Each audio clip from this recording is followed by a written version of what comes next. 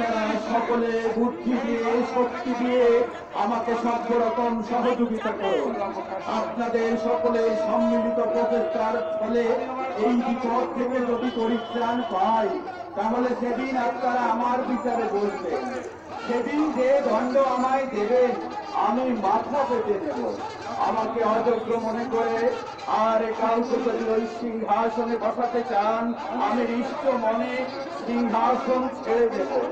জাফর আলী খান, আপনি শুধু আমার প্রধান টিপসই নন, আপনি আমার পরম আত্মীয়।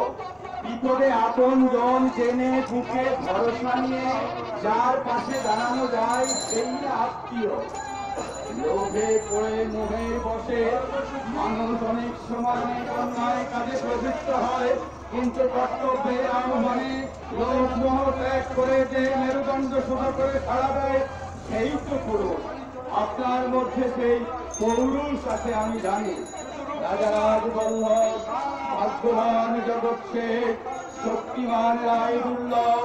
বাংলা শুধু হিন্দুর নয়, বাংলা শুধু মুসলমানের নয়, মিলিত হিন্দু মুসলমানের মাতৃভূমি ফুলবাগ এই বাংলা।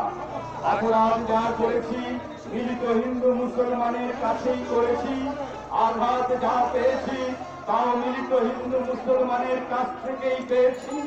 পক্ষপাতিত্বের অপরাধে আমরা কেউ অপরাধী নই, সুতরাং মুসলমান বলে আমার প্রতি আপনারা বিরূপ হবেন না। বাংলার ভাগ্যাকাশে আজ দুর্যোগের ঘন ঘটা, তার শ্যামল প্রাণ করে আজ রক্তের আলপনা। জাতির সৌভাগ্য সূর্য আজ অস্ত্রাচলগামী, শুধু সুস্থ সন্তান শিয়রের রুদ্রমানা জননী নিশাবসানের অপেক্ষায় প্রহরে গণনায় রত। তাকে আশ্রা দেবে, কে তাকে ভরসা দেবে, কে শোনাবে জাগরণের সেই অভয় বাণী। ওঠো মা ওঠো, মোছো তোমার অস্তুজল। 7 কোটি সন্তান হিন্দু মুসলমান জীবন দিয়ে রোধ করবে মরণের এই অভিযান।